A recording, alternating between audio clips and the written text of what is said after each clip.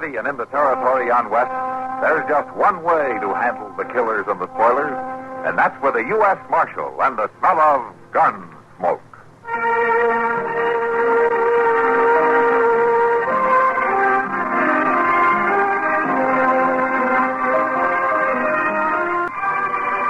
Gunsmoke, starring William Conrad. The story of the violence that moved west with young America. And the story of a man who moved with it. I'm that man. Matt Dillon, United States Marshal. The first man they look for and the last they want to meet. It's a chancy job, and it makes a man watchful. And a little lonely.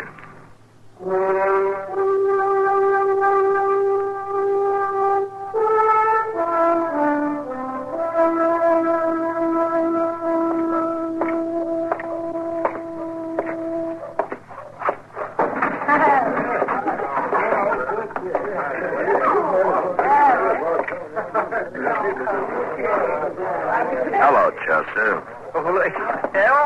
Well, I was just this minute coming over to the office, Mr. Dillon, and I had me a little glass of beer. Oh? Well, that sounds like a pretty good idea. I'll have one with you. Can I have a beer, please? Sure, Marshal. What's the matter with Kitty over there? Isn't she speaking to us this evening? Well, she ain't speaking to nobody, hardly. Here you are. Ah, thanks. She's been sitting there with her nose in that book ever since I come in here. A book? Kitty? We'll have to look into this. Hello, Kitty. Hello, Matt. Chester. Miss Kitty? Sit down. Thank you. Oh, I didn't see you come in. Oh, you were too wrapped up in that thing there. It's not a thing. It's a book of poetry. Poetry? Sure. That young Boston fellow that came through last week left it here. Oh? It's poems by Tennyson. I never knew words could be so beautiful, Matt. Here, listen to this. Here are cool mosses deep, and through the moss the ivies creep. And in the stream the long-leaved flowers weep, and from the craggy ledge the poppy hangs in sleep. That sounds nice, Miss Kitty. Yeah. That's quite a place he's describing, Kitty. Wherever it is. Well, it's sure not Dodge City. Well, you could leave, you know, and find some place like that poem is about. Oh, I won't. You know that. I don't even try anymore. Yeah. Marshal Sam Lackett's whopping his wife again. Something awful. They're right out here. All right. I'll be back with that beer in a minute, Kitty. Sure, Matt. I'm to beat some sense into you if I have to break every bone in your body. Sam, please. All right, Lackett, that's enough. You just stay out of this, Marshal. What's between a man and his woman ain't nothing for the law to poke into. Marshal, She'd stay home like she ought to do. She wouldn't have no complaint. I don't aim to have you lose all the egg money on gambling and drink. Shut up, or I belt your teeth out of your head. Don't hit her again. I've already told you, Marshal. It ain't none of the law's business. Well, a few days in jail might change your mind about that. Jail? You jail a man just for keeping order in his own household? I'll jail any man for beating a woman. You can't jail me. I can if she signs a complaint. Oh, no, Marshal. I wouldn't do nothing like that. You just let me catch you signing a complaint. Miss Lackett, this isn't the first time he's hit you, and it's more likely won't be the last unless he learns that he can't get away with it. Oh, no, I wouldn't want to sign no complaint. 6 months ago, when Doc set those broken fingers for you, didn't Sam do that? She's a liar if she says so. No, it was the gate on the corral. One of the calves was trying to get out. Oh? Well, you told Doc you dropped a piece of stove wood on it. Well, I don't remember. Well, what you better remember is where you left the wagon. Go get it. Get back out to the place. I'll have more to say to you later. All right, Sam. I'll go. Miss Lackett, you know you don't have to put up with any more of this. Now, if you want to sign a complaint, I'll see that you're protected. No, Marshal, it's all right. I'll go. Yeah. Maybe that'll learn you not to butt into a man's personal affairs more. I'll butt in if you hit her again. I'm warning you.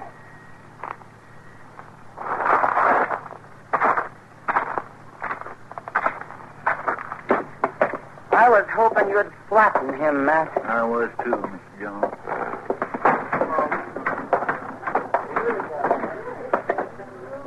Give me a glass of rye, bartender. Yeah, sure, Marshal. Poor little gal.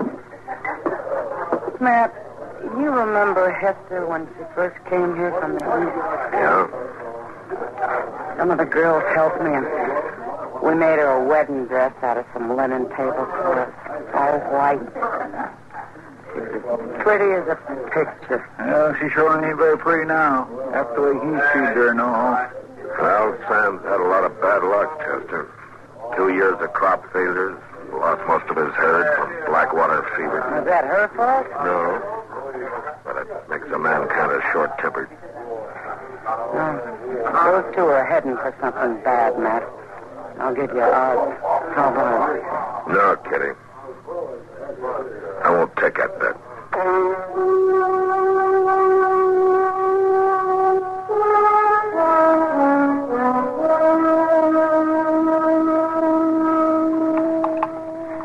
All right, Matt.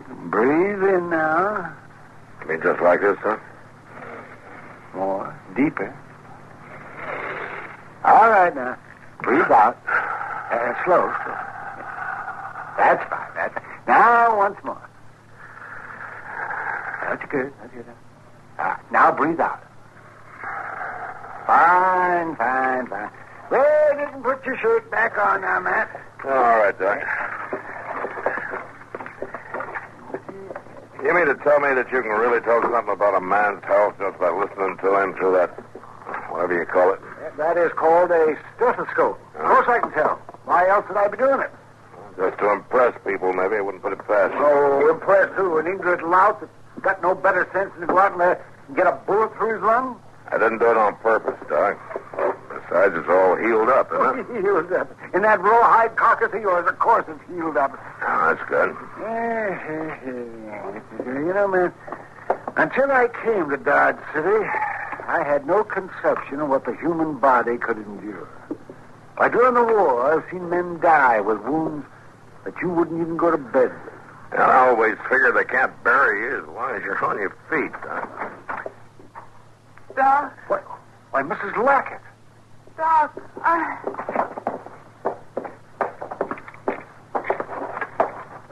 Doc, she's been beaten half to death.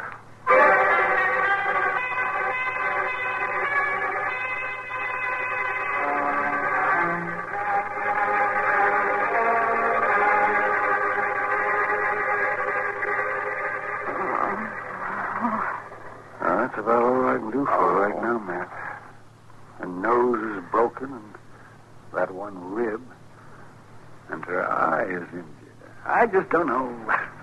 I see.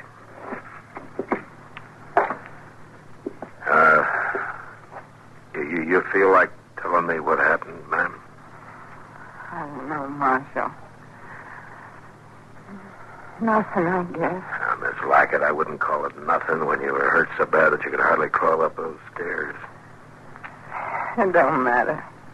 Nothing does anymore. Now, how did it happen? I don't remember, Marshal. I just don't remember. It was Sam, wasn't it?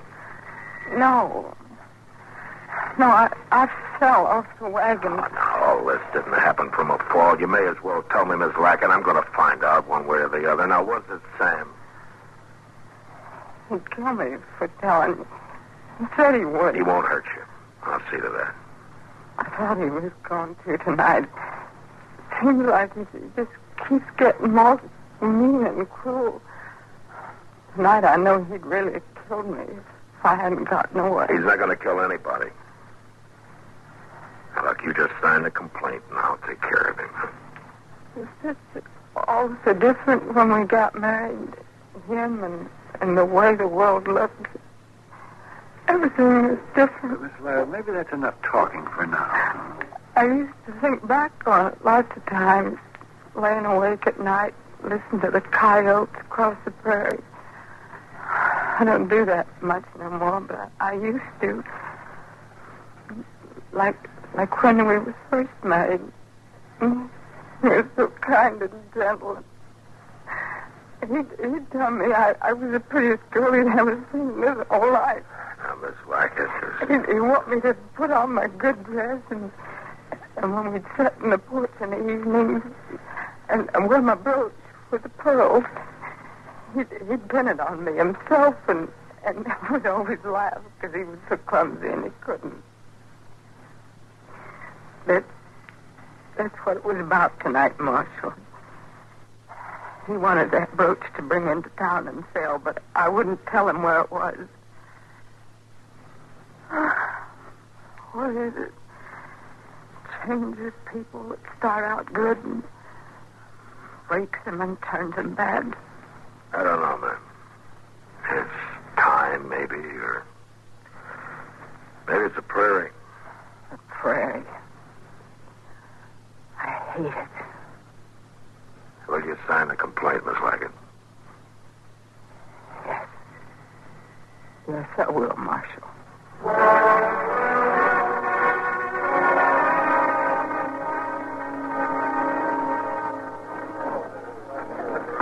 right, everybody, quiet down. Court's in session. I don't have much time. I rode in yesterday, ride out again tonight, so it don't matter whether you got business with this court or if you just come in off the street to loaf. Long as you're here, you got to show proper respect so we can get on with the cases.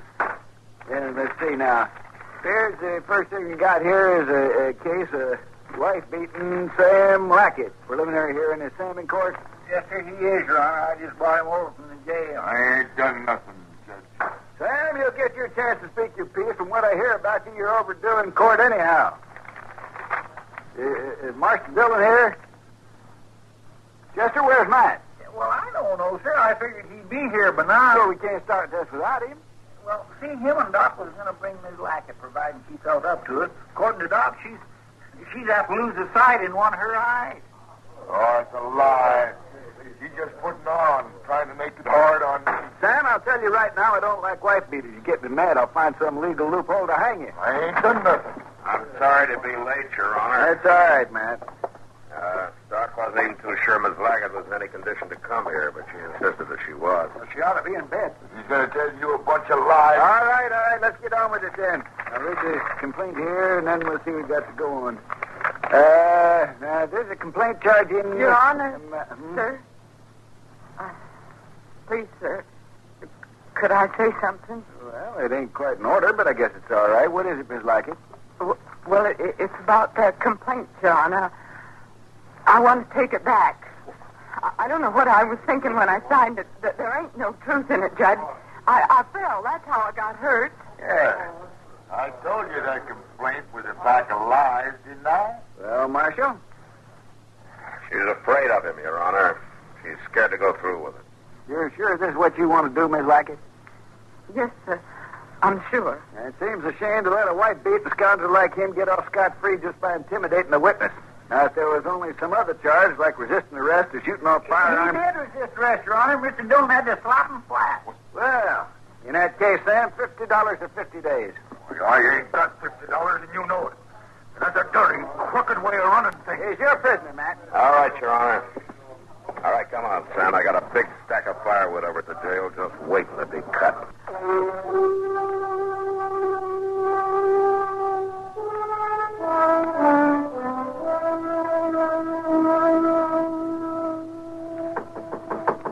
It's not locked. Come on in.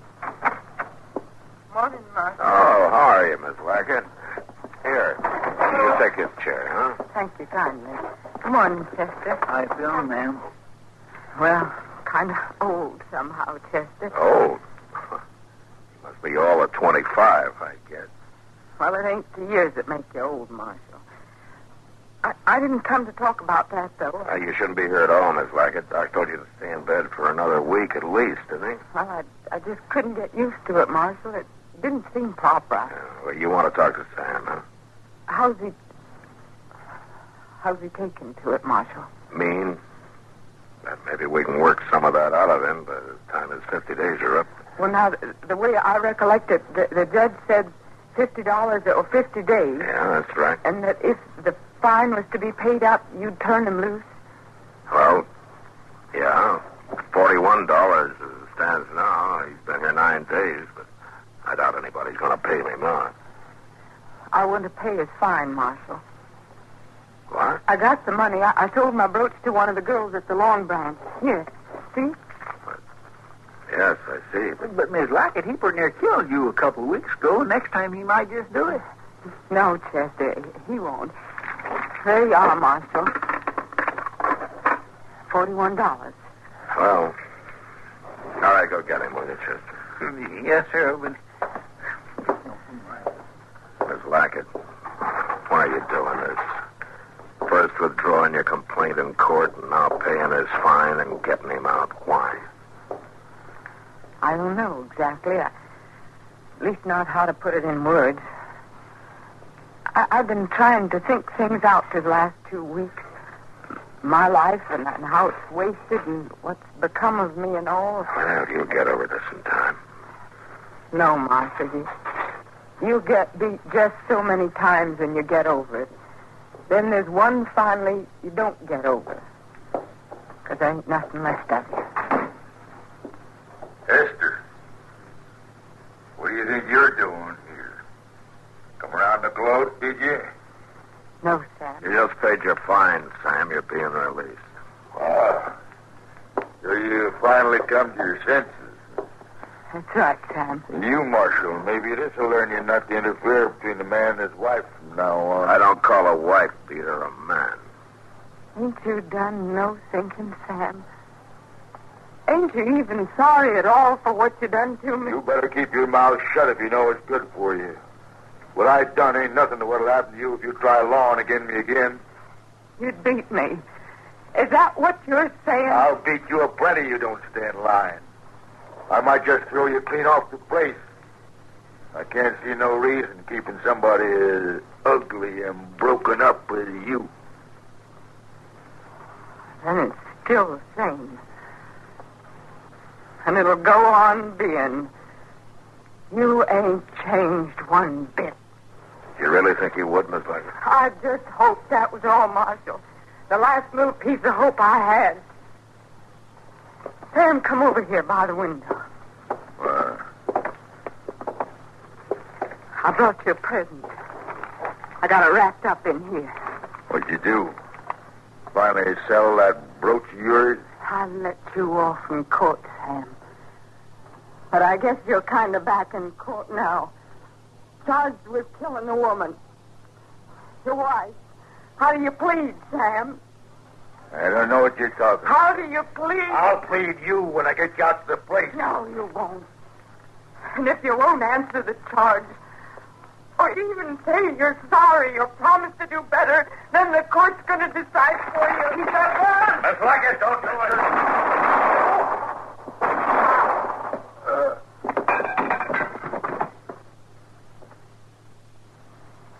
You're guilty, Sam. That's the way the court decides. Guilty. Here's the gun, Marshal. I reckon you'll want it for evidence.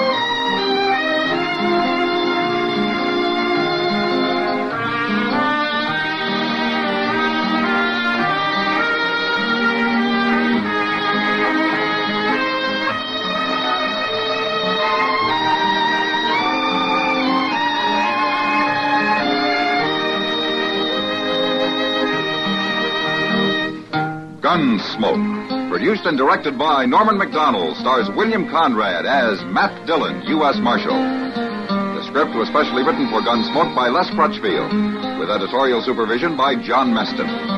The music was composed and conducted by Rex Corey. Sound patterns were by Ray Kemper and Bill James. Featured in the cast were Parley Baer as Chester, Howard McNear as Doc, and Georgia Ellis as Kitty.